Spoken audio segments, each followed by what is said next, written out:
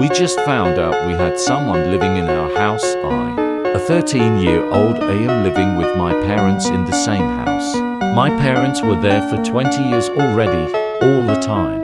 We were hearing weird noises at night, and sometimes waking up with our doors open, which we know we closed before. But recently, it started getting worse. The sounds used to go from downstairs, but now they are upstairs, which is where we sleep. Yesterday, my dad had enough of it. He went outside, but after a minute or so, we heard him screaming for us to run away. We jumped out of our windows and just ran. Dad isn't picking up any calls, and now we have to live in a motel until things get better. The police says they found our house empty.